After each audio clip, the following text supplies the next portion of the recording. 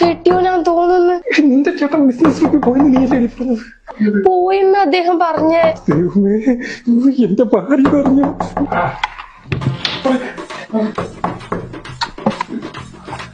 എന്തുവായിരുന്നു കാണിക്കുന്നേ?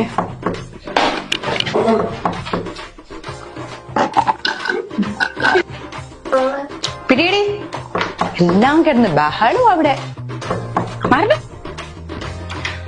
എത്ര നേരം കൊണ്ട് തട്ടുന്നു? എന്താ കഥവർക്ക് എത്രയും പാട്?